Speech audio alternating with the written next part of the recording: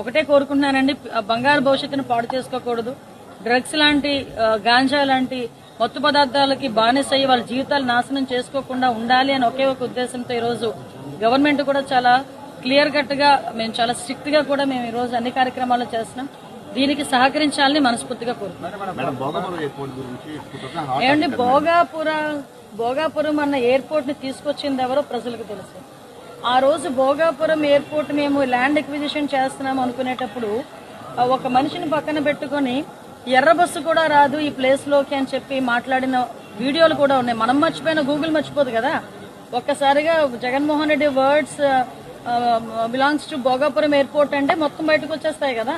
అందులోంచి వచ్చిందే మొన్న రీసెంట్ గా అందరూ కూడా బయట పెట్టారు. అంటే ఎర్ర బస్సు రాని చోటకి ఎయిర్ బస్సును తీసుకొచ్చిన ఘనత గౌరవ చంద్రబాబు నాయుడు గారిది. ఈరోజు అలాంటి ప్లేసుల్లో కూడా ఈరోజు ల్యాండ్ అయింది.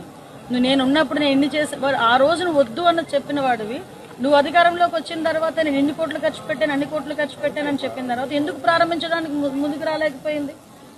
ఎందుకు ప్రారంభానికి నోచుకోలేకపోయింది? మళ్ళీ మాకెందుకు సంవత్సరంన్నర పట్టింది?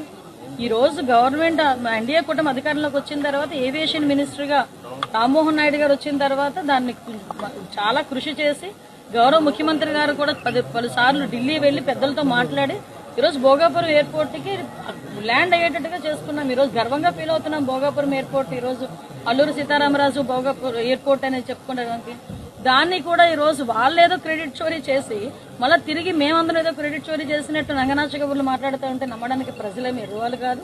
ప్రజలకి అన్ని తెలియకుండా కూడా లేవు. అన్ని తెలుసు, ఎవరు చేస్తున్నారో, ఎవరి వల్ల ఈ రోజు అభివృద్ధి జరుగుతుందో, ఎవరి వల్ల సంక్షేమం వస్తుందో ప్రతిదీ కూడా తెలుసు.